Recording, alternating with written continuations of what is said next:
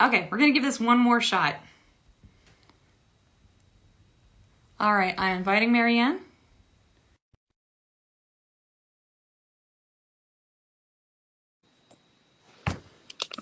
Hi, Alton. Hi, Michaela. Hey, Bree. Thank you guys for hopping back on. And Alton has the first comment with the word first.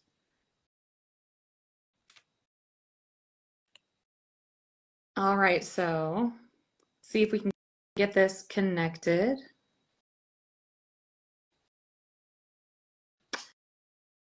Let's see. Marianne, I'm not entirely sure what's going on. Whenever I accept your request to join, it says that it accepts it and then it doesn't do a thing. I'm so sorry. Do you see my invitation when I hit invited by chance? Stupid Insta. Oh no. Oh, see it? Let's see it.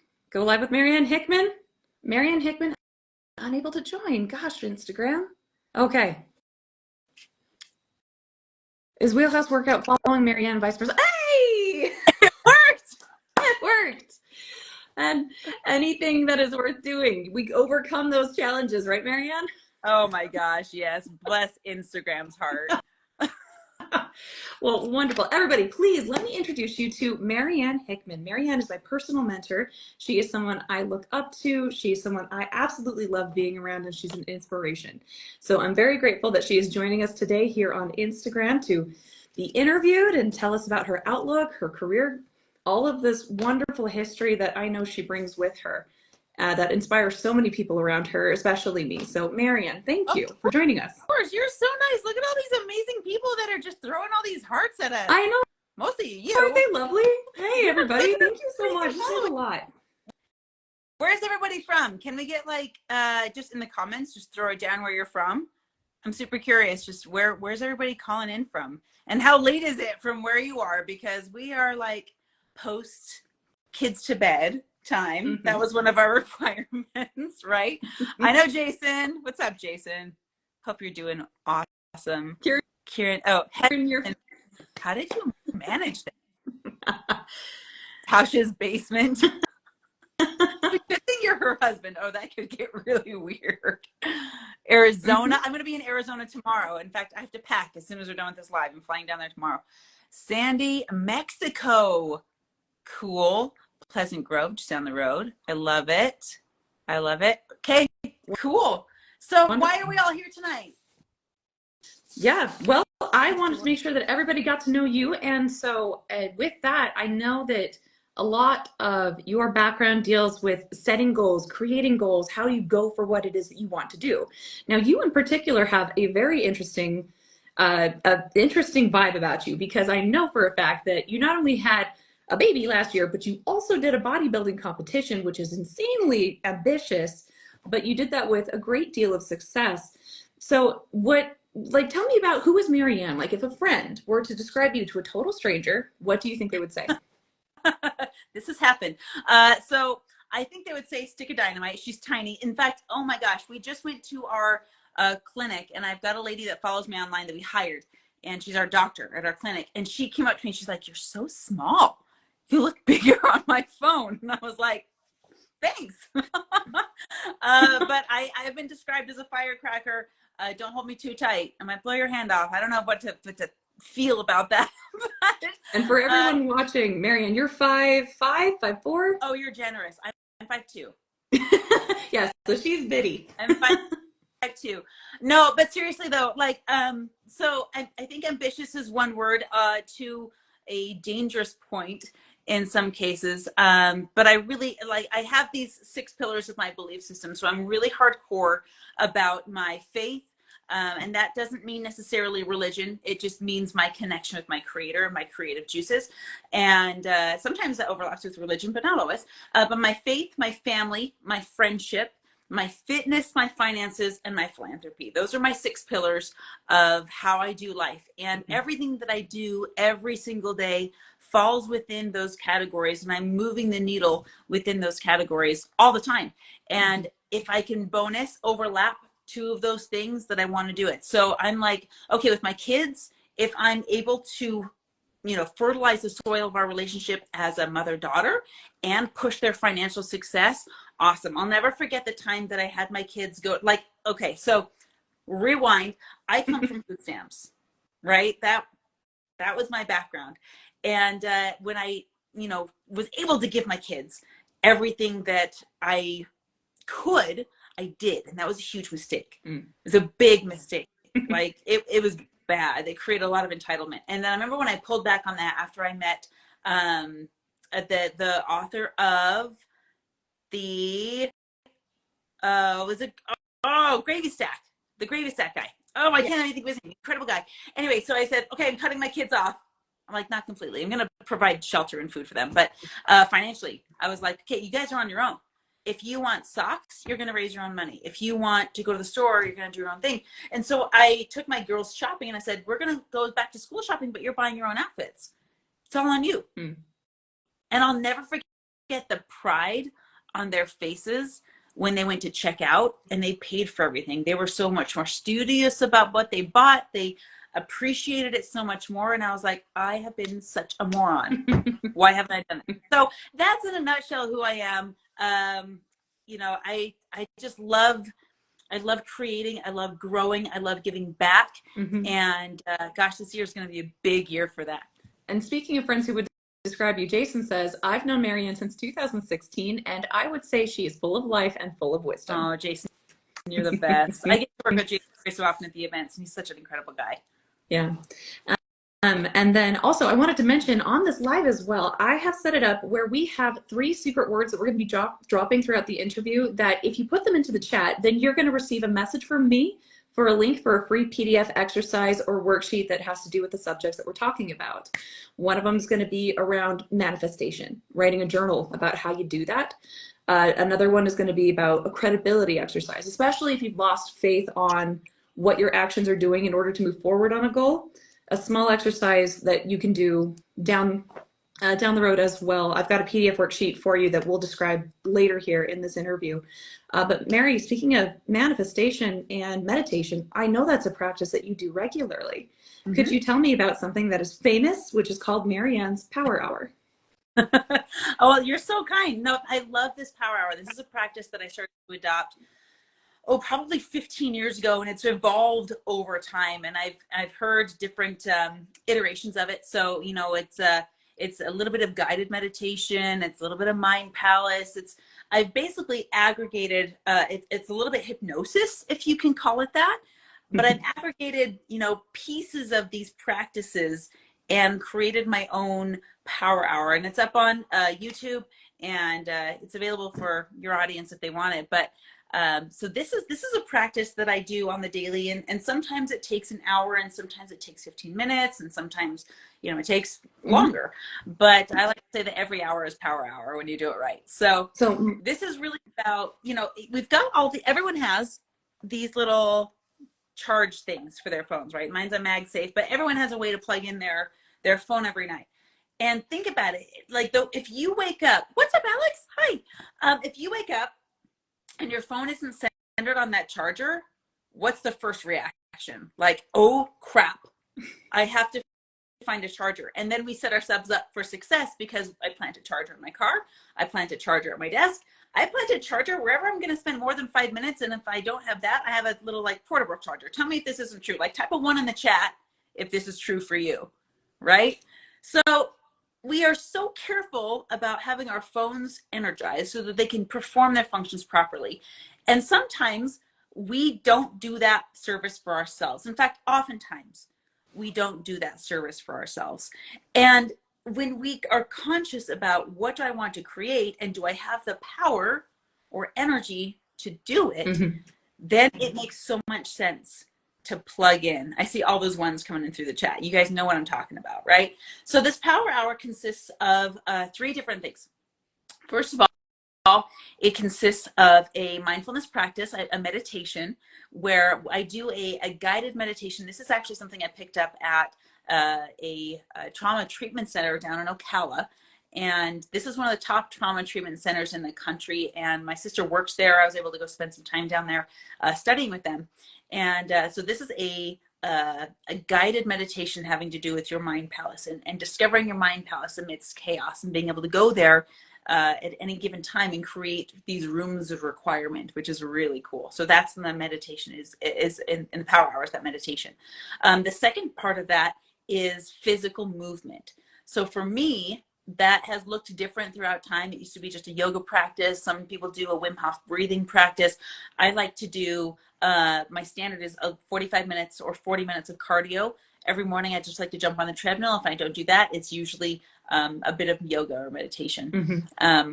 For me, the gym is also a practice. I know that's true for you, Tasha, as well. Like, it's Yeah. like muscular, like if you don't, I'm to the point where if I don't go to the gym, my muscles are screaming at me like, we have to be used, you know? Mm-hmm. So that's the second part. And then part number 3 is it varies between, it has to do with writing. Either it's reading a good book or it's writing gratitude notes. And right now on my desk in my office, you'll see a stack of gratitude notes about that big. Because I just recently made a huge transition in my life. And I was like, there's a bunch of people I'm not going to see very often anymore. And I want them to know how grateful I am that I got to spend so much time with them working in this environment. So that's right now what I'm doing. And when my gratitude stack is done, I might find, you know, a letter or two to write in gratitude here and there, but it will be largely replaced with reading again. And so constantly, I'm like a water slide. I want the intuition to come and I want it to go out, but I don't want to hold it back and I don't want to block it. I just want to be the water slide for intuition. So when it's time to write, I write. And when it's time to inspire and receive, I do that. Chelsea's on here. By the way, I just have to give a shout out to Chelsea. She makes my life function. She is our family's nanny and she's family to us. Like our baby sometimes like will just crawl up in her lap when I'm sitting right there. Like she's incredible and I love her. That's Oh, and awesome. Becca's here. Hi. Anyway, so that's my power hour. The recording, if you listen to it on my YouTube channel, it's about an hour long. And you can, you know, I've had people tell me that they just put it in before they go to bed and go to sleep to it. I've had people wake up to it and just start their day with it. But it's just out there as you may need it. And feel free to rip from it and take what you want. Like you may take pieces of that and combine it with some other people's meditation or guided or whatever. It's just out there to do some good. Yeah, for sure. Everybody in the chat, type in a 1 if this is something that you kind of vibe with, which is you want to find a space of calm. You want to be able to find a way to just take a moment to breathe for you and ways that you want to do that. So 1, if you want the piece that you're like, hey, that's what I would love to just tap into when I need it.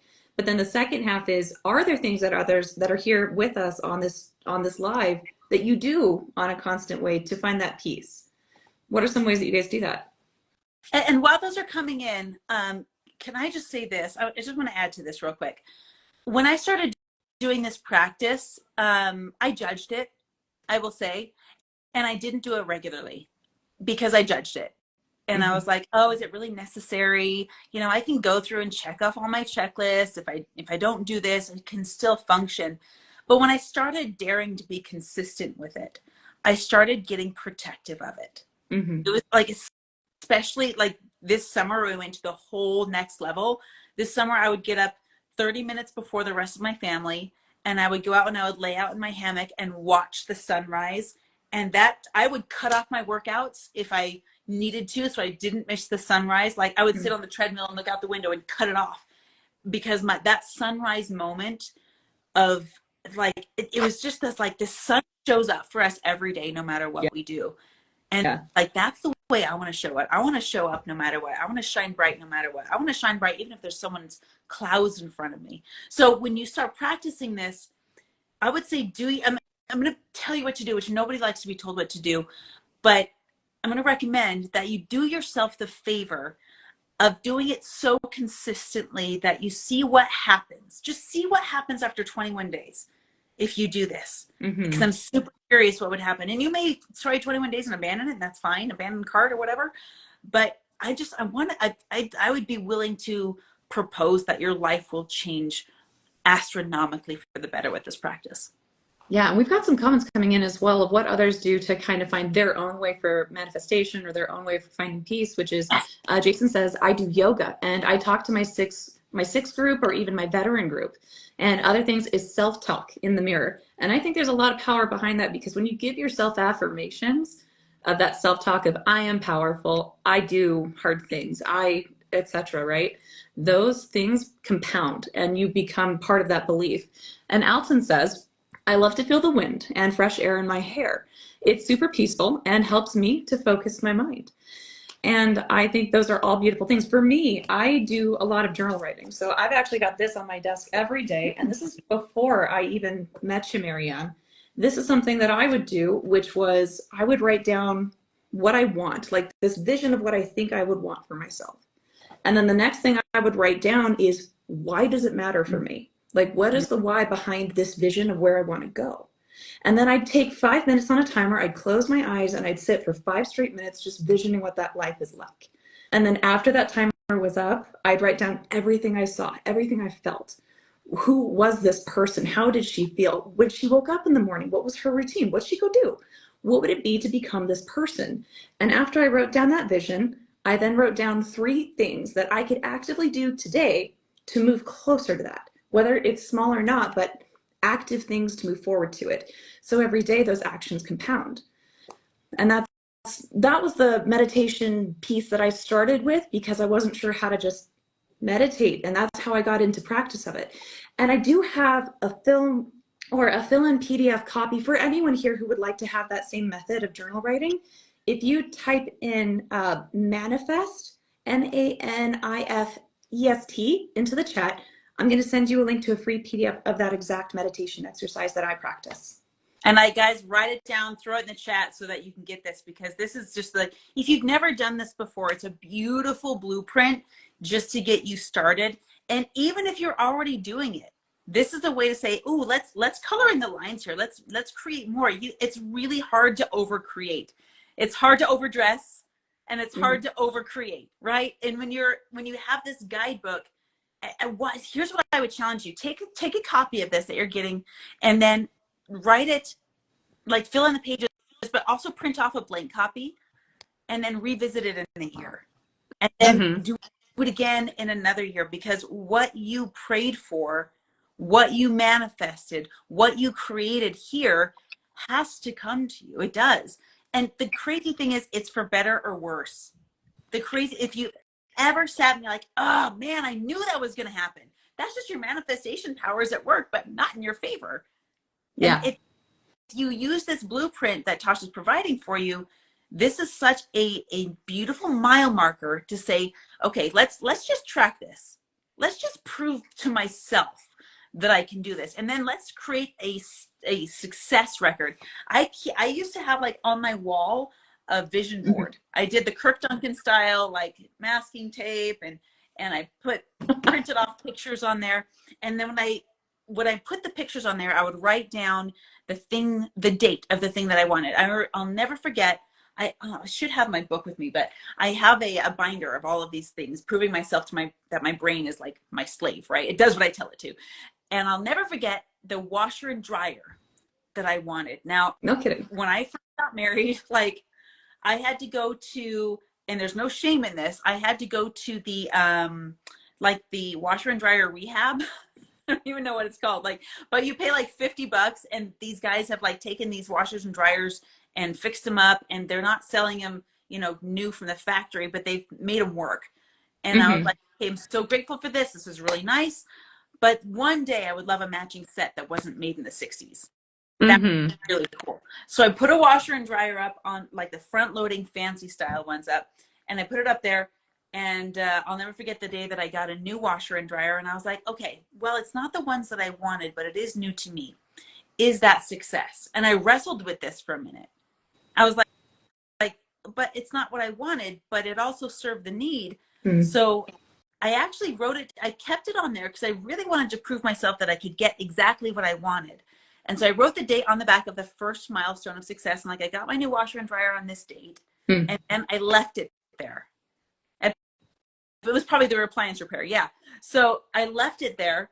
And then when I actually, it kind of didn't matter to me after a while. I kind of forgot about it because now I had a functioning washer and dryer. But the crazy thing was, when I married Richard and I sold a bunch of stuff. Now, this washer and dryer that I got from appliance repair, it worked great. It carried me, like, I had those suckers forever. I probably had them for 10 years. They did a great job. Mm-hmm. But when I married Richard, I'll never forget seeing the washer and dryer that he brought to the marriage.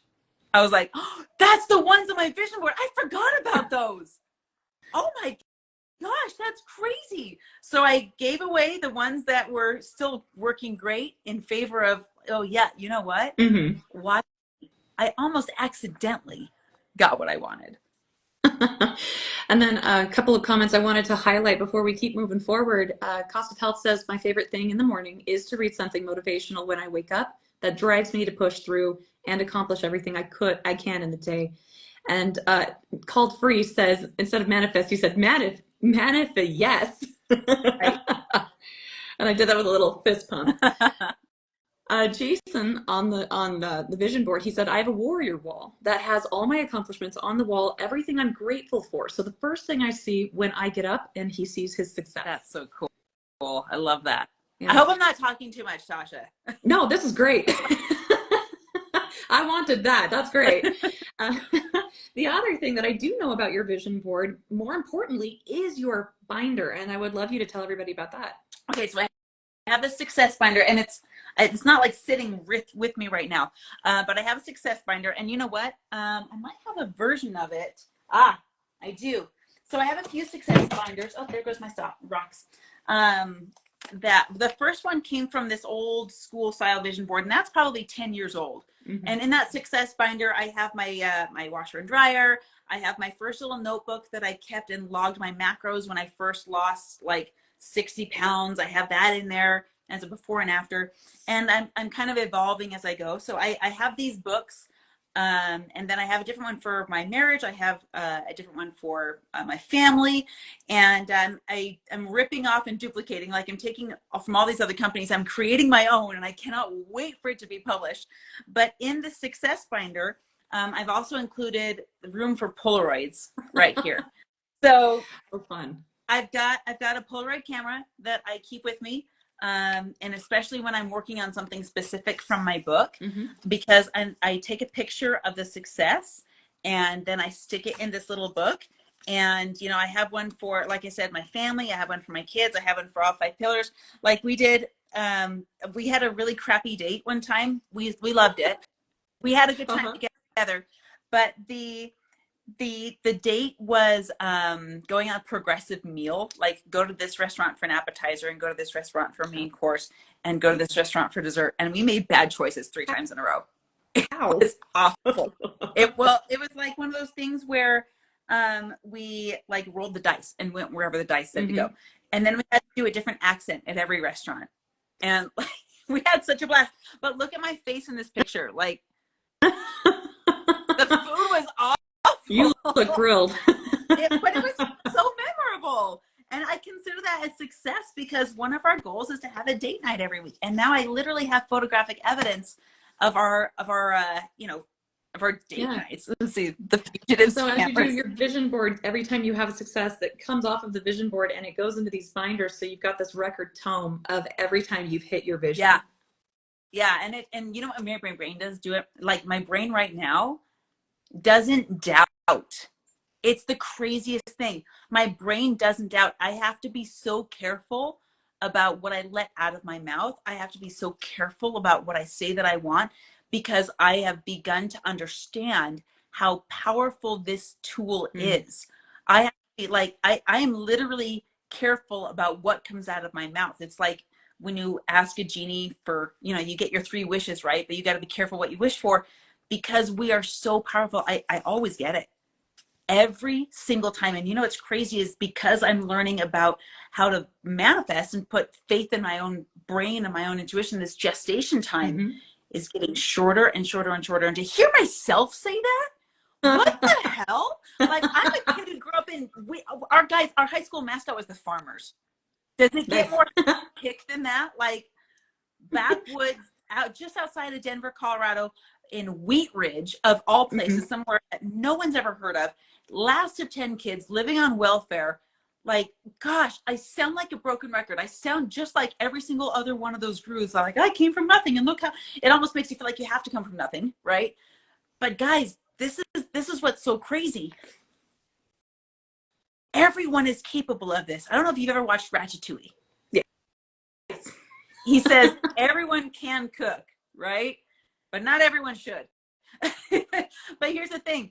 Every single person, as long as you're breathing, you have such an ability to create whatever it is that you want. Anything and if you want. don't, yes. And most of what you don't want to. Because in this world, we don't get what we want, we get what we tolerate. So if you have results that you don't want, I have good news and I have bad news. The bad news is it's your fault. Because if you're having things in your life you don't want, it's because it's either something that you're tolerating, like, okay, this is acceptable for now to tolerate it, versus having a say of like, hey, actually, I prefer that, I want to take a stand with this line for me. Exactly. And and guys, I tolerated an infidelitous marriage for like 13 years. Blech. And the good news is it's your fault, which means you can change it. If it's true that you created it, then it's also true that you can create something different. Yeah. That's I completely agree. Yeah, because I know you had introduced me to Coach Yo-Yo, Yes. and at that point in time, I don't know if I've told Coach Yo this yet, which was when Alton reached out to you to say, hey, I really want to work with this personal coach that you were with. Mm-hmm. It's important for me for my health. At that point in time, I had lost 40 pounds, but I'd gained back 20, and I'd lost a lot of faith in what I could do for myself really heavily. But at the same time, I also knew sitting at 225 pounds, which for me was hard for me, I understood that same concept. I put myself here. I know that I can put myself wherever I want to go. And if I put my faith in a professional and that I do exactly what I need to get there, and having faith in myself to do that, that was really, really hard to do.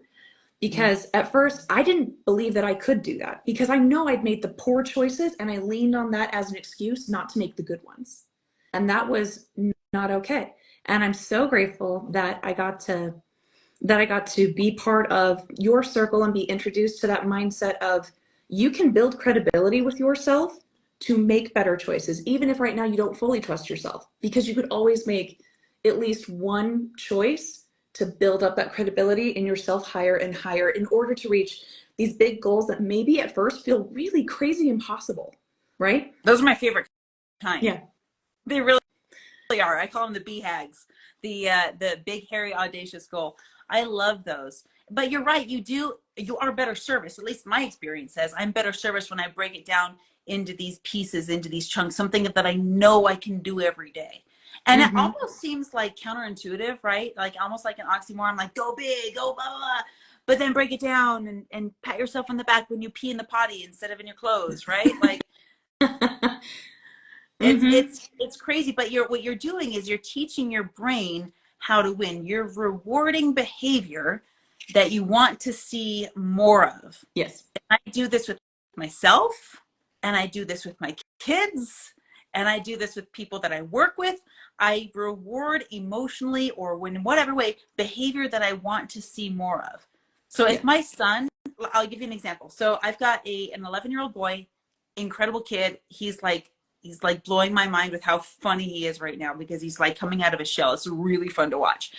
And the other day, we discovered, and Chelsea will know about this, we discovered that there was some candy disappearing.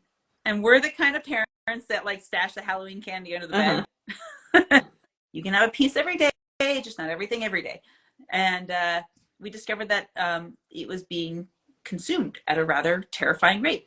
And what happened was, I sat him down and I was like, all right, DTR, it's time to define the relationship. It's time to like disclose everything. And I could tell, obviously, he was super nervous. And I was like, bud, you have really 3 options right now. Okay. You could either lie and pretend that you didn't do it, and then we have to talk about consequences for lying and the consequences for taking the candy.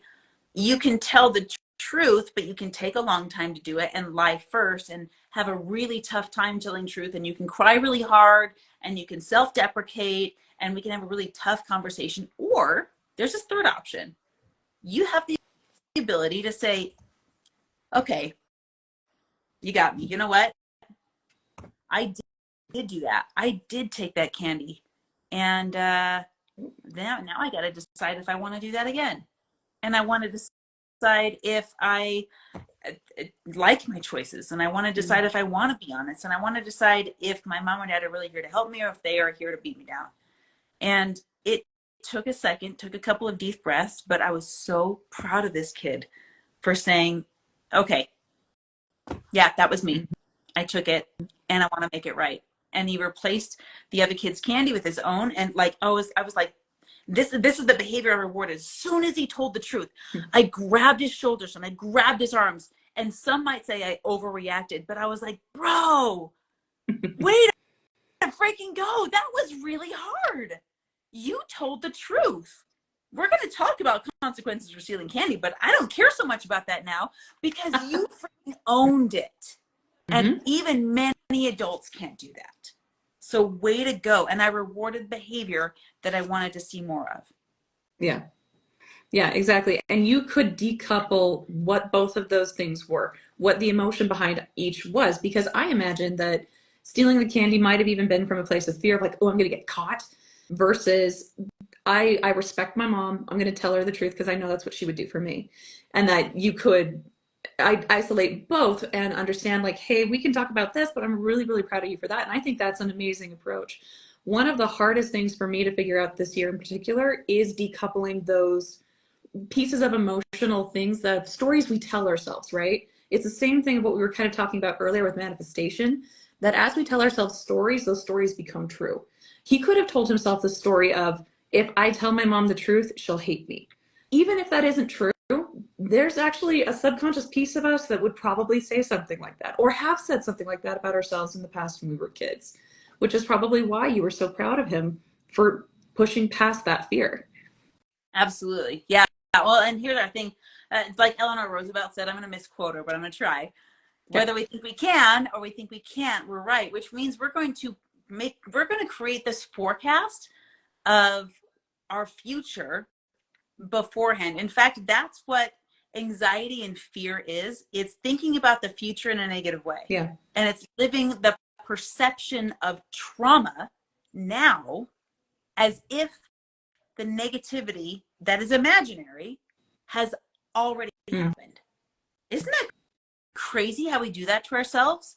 Like we get all pent up with anxiety and fear tight in the chest and we say, hey, what's wrong? Well, what if this happens? Well, you'd probably feel just like you're feeling right now, huh? Why? You don't have to feel it now. And in fact, you don't even have to feel it then either. Or you're living a event or something that has not happened yet, or you're making yourself live it twice if it does happen. And there's no point in doing that, right? Yep. Yeah, I'm going to give you another example. I love storytelling. Oh, is that okay? Of course, please. Okay, so just today, I had a film crew come over. And when you have a film crew come over, by the way, type a high five or an emoji or something in the chat if you're a parent. I'm curious how many other parents, because like there's so many life lessons that come from raising little people. So in my house, if my film crew comes over, that means there's a lot of cleaning that needs to take place when 8 people live here and 3 dogs and a cat. There's a lot that has to go down. The kitchen has to get spick and span. Not that we live in a pig pen, but you know, it looks lived in. The vacuum needs to run. There can't be dishes in the sink, ideally for the filming. And maybe I just need to get over this and be willing to film in a dirty house. But I was filming a commercial, so I was trying, right? So this comes over, and then my film guy gets here, who's an independent contractor with my production team. And he gets over, a great guy, freaking love the kid. And he gets like into my door. I'm like, okay, we could shoot here. We can shoot here. You guys should see my studio right now. My studio downstairs is under construction.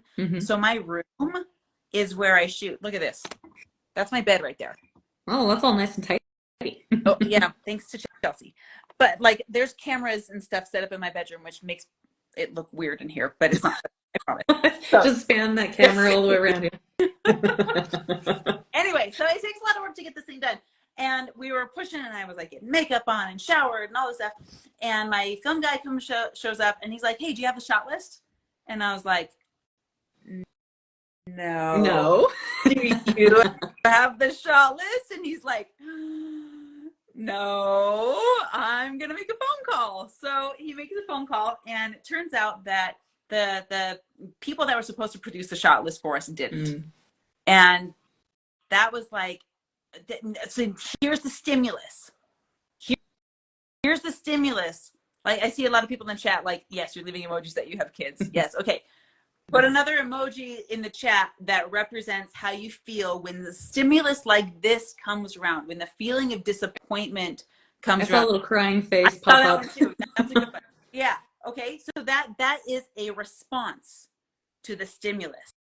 Right? The stimulus could be disappointment. It could be frustration. It could be like, I was supposed to get this done because we're supposed to run ads next week, and we need the film to run the ads, and this is a revenue generating thing, and like the T-Rex bridezilla can come out, and that's just a response. But when you take this moment, and we did this consciously, take this moment and expand the time between stimulus and response, and ask yourself consciously, how do I want to respond to this?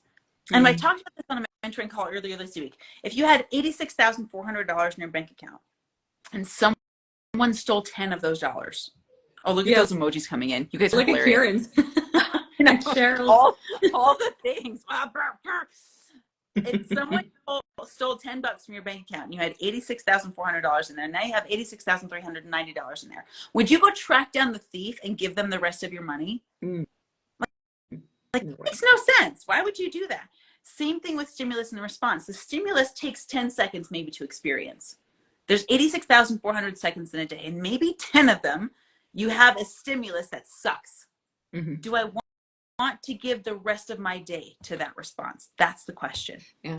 That's the question. And having that conscious, and having that conscious thought is in the moment with practice, for me at least, of I'm responding to a heightened emotion that I'm used to just feeling and going with, versus what you had mentioned of I'm going to stop, I'm going to examine this feeling really quick so that I can stop it from taking any more of my energy. And I think that's an amazing thing to want to practice and I'm at a loss for words, but I think you know what I'm saying. Yeah. You know my hack for it? You want to hear my hack? Tell us. So I have this, it's a weird hack, but I have this concept in my brain of like, if I've watched enough reality TV, which is not really real, but reality TV, to say, wow, there are behaviors that people probably aren't proud of on TV. And I think to myself, what if there was a camera on me right now? Would I want to watch this episode? Yeah. That's my hack. I always imagine there's some kind of camera. Probably there usually is. But imagine if you're living on a reality TV show and if someone's going to put that on the internet later. Yeah, exactly. Am I going to be proud of what's out there if I react that way? So today with my film guy, I was like, oh, that's so crazy that we don't have a script. We have a couple of options. We can film something, but it's probably not going to be what we want, or we can reschedule. And we decided we had a beautiful chat. We connected. I learned a little bit more about what he wants to do in business. And I'm like, okay, I think we should reschedule. So now that doesn't mean that I'm going to tolerate that happening again.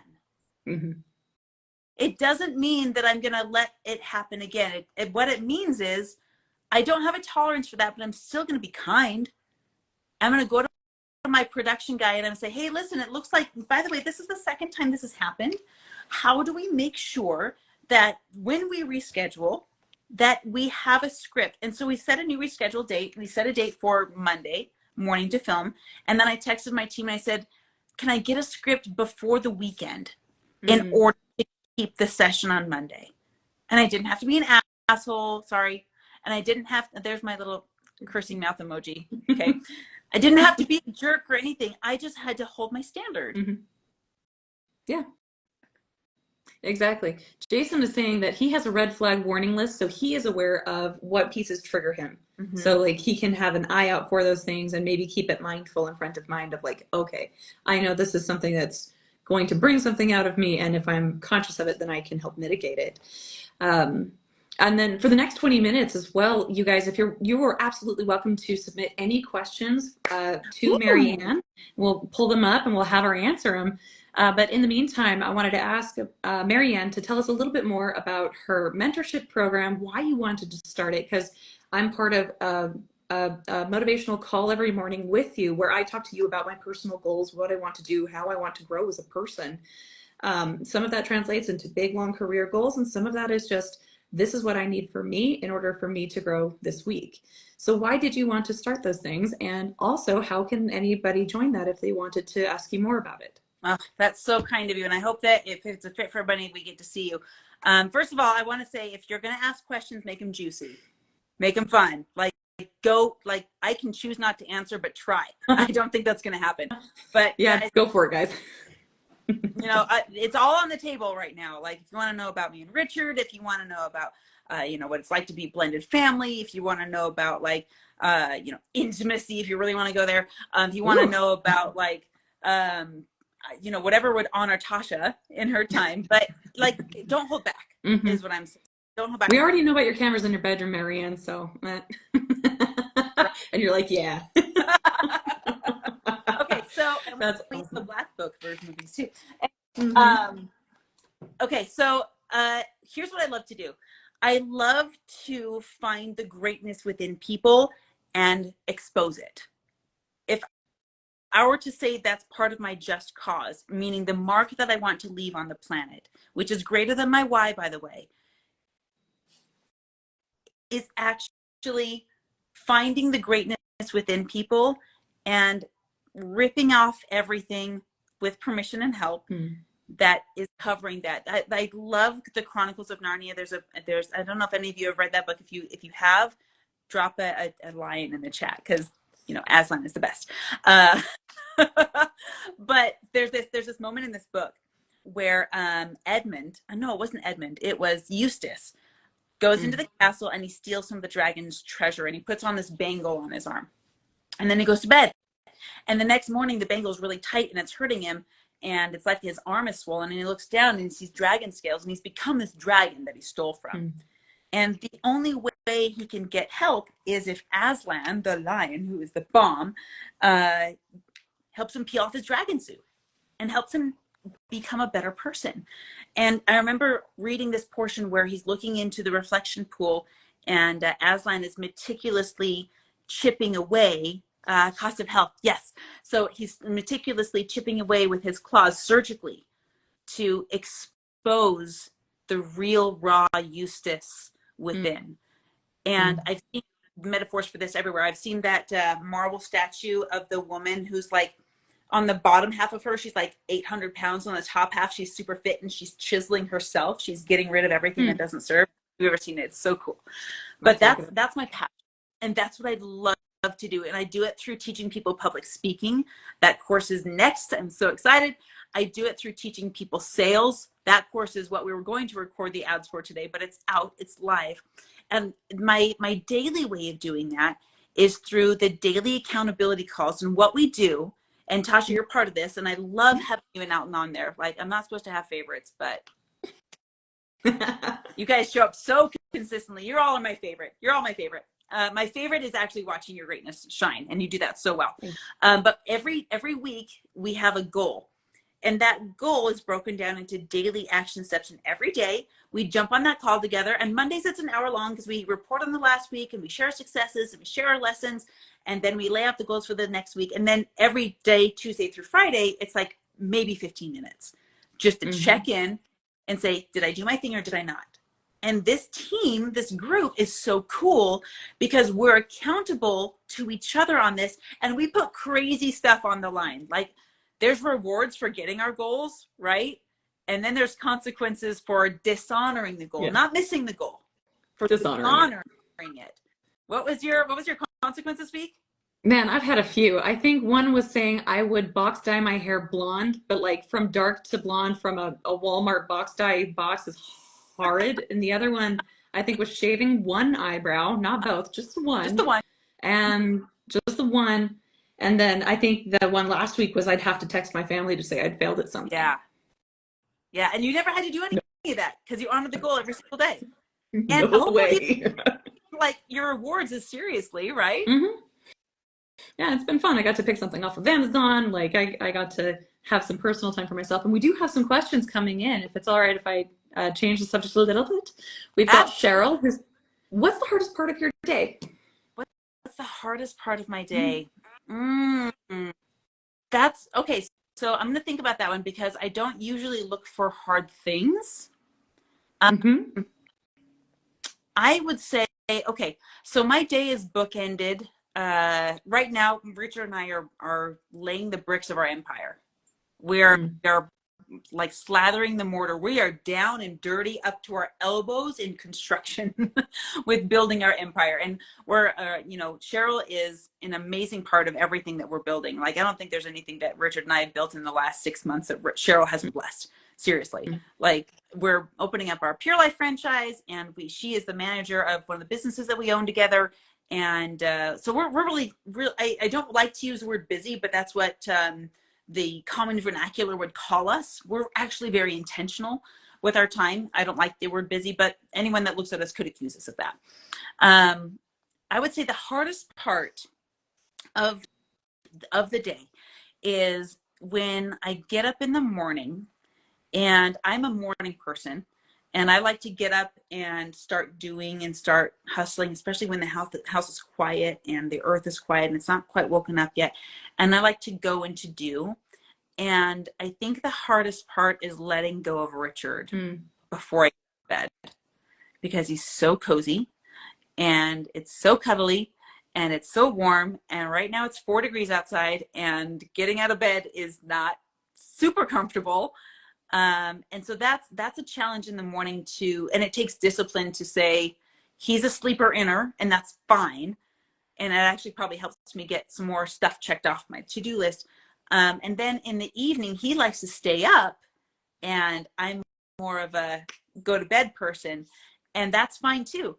But that it syncing up where we connect in the morning and where we connect in the evening has probably been consistently the hardest part. So we like to see if there's ways we can connect in the middle of the day as well. So we'll often take gym time in the middle of the day so that we can connect there, and then create connection. I was telling Tasha about this book series, and again, it's not at my fingertips right now, but there is and I'm working to overcome this hardest part of the day consciously. And I've got a 30-day exercise book that I'm doing. It's a book called Prayers for Your Husband, and it has a daily prayer, or some people call it an affirmation, and then it has daily steps to accomplish. So I'm going through that every day and pouring my intention into that to make that part less challenging. Mm. That's awesome. And then Alton, of course, also has some interesting questions. I love First his one, question. Where did he learn to ask such like oracle thought-provoking questions? he says, for each of you, if success has a sound, what would it be? Oh, success has a sound. What would it be? That's amazing. What a question. I think it depends on the success you're having.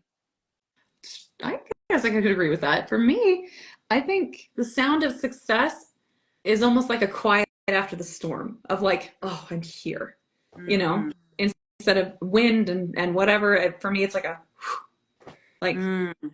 I'm here. That's what the sound of success is for me, I think. That's a weird question, but I really like it. I like Um, that. So I love AURAL, oral stimuli. mm, Um, I think that the sound that I hear and the sound that I make are probably two different things. mm, So for me, success, I can resonate with your sounds as well, but I just has so many different sounds. When the moment that, I mean, this just happened in the last week. I can remember the moment that I sat down in my car after like a really tough decision had been made, mm. but this decision had finally come to an end. It was like 2 months in the making. And I sat in my car, and my body emanated this sound. It sounded like, when Maui says that really loud, like, choo, that Samoan sound, like that's just like the sound of victory. Like that, I surprised myself. I'm sitting there in my car, and it came out of me, and I was like, what just happened? That's awesome. And it was like that the reverberating sound of living in my passion. And then that makes me think of like when I was delivering my babies. The, Mm-hmm. there's now Kalen, she's one of my best friends in the whole world. She was there for my last two deliveries, and I'll never forget there's this guttural opening of the throat and raw low moan that again emanates. It's not just vocalized, it emanates from my body when I'm about to deliver. And that sound, like, can you even describe that? That's the sound of the creation of the universe. That's just like, so I think for Alton, I'm like learning as I say it. I think each success has its own different sound, Mm. and you'll know That's it when you. awesome. That's cool. Alex has a question. How do you do things with small children? I struggle so much taking my kids anywhere because it stresses me out so badly. I'm stressed out about how they act, and I'm also just paranoid about what other people are, just about other people. Mm. Sounds like I've resonated with that in the past. Some mom guilt there. It you guys, have you ever taken a small kid on a plane? Like that's a trip, no pun intended. But that's an experience. And I watched this mom. Um, I read about her on Instagram, and she had these little baggies for everyone on the flight. And she had this note attached that said, "I apologize in advance for my newborn. Mm. They might cry during the flight." And in the bag, she included like candies, and she included earplugs, and she included like, I don't know, just this. And she had like, Alton, that's the sound. She had a little bag for everyone on the flight. And part of me was like, okay, that's really considerate. And the other part of me was like, hold on a second. You shouldn't have to do that. Because guess what? Alex, pay attention. Everyone was once a small child. Everyone was a child once. And guess what? When they were little, they probably threw tantrums too. And many of the adults haven't grown out of it. So I would say for me, unless it's, I have a rule about apologizing.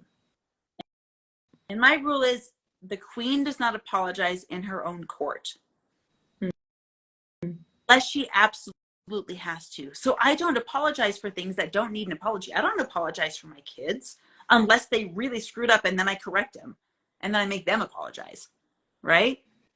But if my baby's crying because he's hungry, who cares? Guess what? You cried when you're hungry too. Now you just whine about it, right?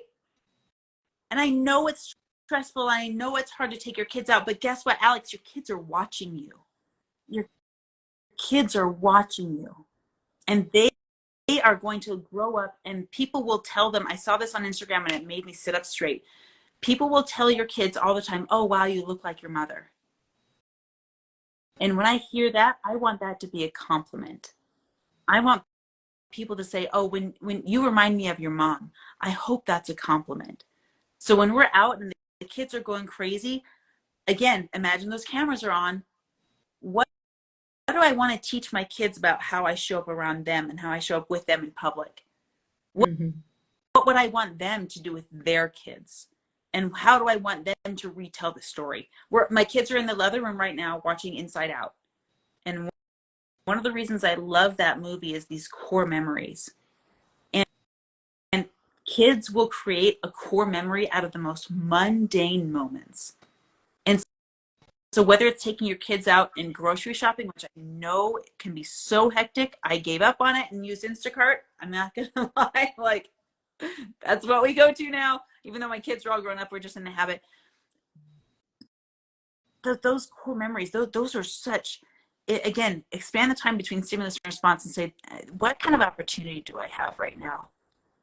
Like, and then watch this. When you're out and another mom has got her hands full and kids are climbing out of her arms and there's diapers everywhere and there's nursing pads falling out of her shirt and she's just disheveled as all get out, be the one to go up to her and say, "You are kicking ass. Good job. I know this is hard. Can I push your grocery cart for you?" And be a reminder of what you hope to see. Mm. I think that's Wonderful. Thank you, Marianne.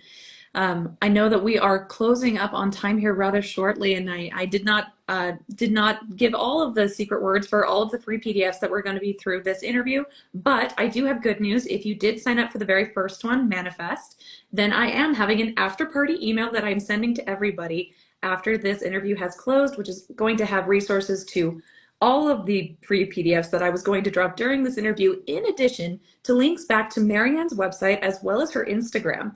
So if you want to reach out to her after as well to connect with her in any kind of way, if you have signed up for my email list, you're going to get that information.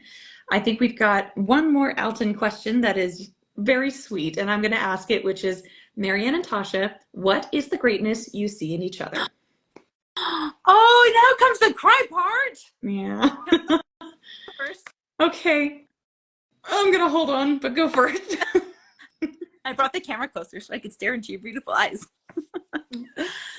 Oh, this is so great. And thank you, Alton, for spurring that. And for those of you that are still here with us, thank you for being here and supporting what's being grown here. Hopefully you've taken some gold nuggets away, and hopefully this has been helpful for you, because what Tasha is building is, it's got the makings of most beautiful, nurturing greatness within it. And I want everyone to just go to her profile before this is over or right after, and make sure you ring her bell and make sure you're following her, because she is up to great things. So I get to go first. Okay. Okay. You ready? Yeah, I'm ready. So good. So good. Tasha, the greatness I see in you, I wish there was an English word for it. I'm having trouble describing it. It's a word that means nurturing. It's a word that means bliss. It's a word that means creativity. It's a word that means fun.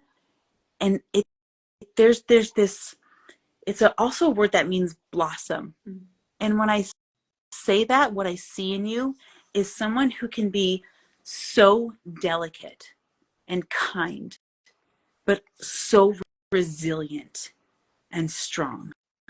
Blossoms come from ugly places. They come from dirt. They come from mud, and they come from manure, and they come from the nastiest, grossest parts of our experiences. And yet through it all, they possess, like you, the majesty to create beauty from not just nothing, but from what many would perceive as disaster. And what you have, many people pray for, and it's just a natural part of your spirit and your humanity. I hope the world gets to see and moreover feel the blessing that you are. There's something about just being in the room with you that makes everything okay. And that's a huge gift. Yeah, okay, now I'm crying. Oh, thank you, Marianne. Oh, I gotta follow that. Oh, my heart is so full. Thank you. Oh, all right, now it's my turn. Marianne, the greatness I see in you. You are a woman who has felt herself shatter to a million pieces. And despite that, you have not only built yourself more big, more strong, more than anything that past you thought you could have been. So big that you now not only know what it feels like to shatter into a million pieces, but you have no fear for the future, because you know, no matter what, even if you went to a million pieces again, you know exactly how to move forward. And that you have taken that strength and that knowledge, and that you have been able to turn around and present that to other souls who have felt that same shatter, who have no idea how to build back, or who have tried and have felt like they have failed and have tried and have failed. Whereas you have such a greatness to reach out to those people who have felt that shatter, maybe haven't even told anybody, and emanate this emotion that they can take and hold into their heart to say, I can do this. God in heaven knows I can do this. And that you love everyone despite not perfect alignment with you, if doesn't matter, because you see the soul of everybody you meet, whether they agree with you or not. And I am so, so thankful to have you around, because when we first met, I remember feeling intimidated by you. I didn't want to look you in the eye because I felt like I couldn't measure up to such a woman who would travel the world and do public speaking and knew all of these powerful people and could stay in the room. And at that time, I felt shattered of, I don't know what I'm doing with my life. I don't know what I'm going to be. And I am so grateful that I get to have very honest conversations and be vulnerable in that way, because you teach other people how to do that. The greatness I see in you is the sheer fact of the strength that you lend to everybody around you when you can. Even when you feel your cup is low, you always show up for everyone around you because you care so deeply. I'm so grateful for you. Ah, thank you. Mm. Yep, me too. Okay, we can both cry. It's okay. And everyone, I am so grateful that you have joined us on this live chat as well. Marianne and I made each other cry, which was always fun. I love you too, Alton. Alton's the bomb. No, but everyone, thank you again for joining us. I'm going to have another interview similar to this next month as well. So if you follow this Instagram, you'll get to join us for that one as well. And thankful for you for being here and supporting Marianne and I both. So thank you. Love you guys. Thanks for being on. Remember to follow Tasha, be a part of everything. Guys, in 10 years, when she's up on stage and she's being asked to appear on, the Joe Rogan podcast and whatever it is, I want you to be able to be the ones that says, I was there in the beginning. I watched this woman, I've watched her just grow, and I've watched her celebrate her wins, and I've watched the masses of people whose lives that she's changed on the way. You're going to want to be the ones that say, I was there from the start. So stick with her and watch her play. It's going to be incredible.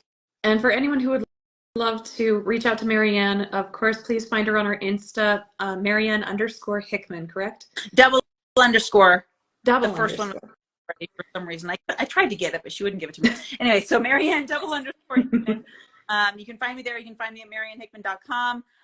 You can find me on YouTube. I just got my channel back today. I'm so excited. But yeah, just honestly, just message me on Instagram. You can find me here. I'm very, very active on here. And let's, if there's any way I can show up and just add fertilizer to your dreams, let's do it. Wonderful. Well, Marianne, thank you again for joining us tonight. Very grateful for you. And we will see all of you soon. Okay. Take care. God bless you guys. Bye, everybody.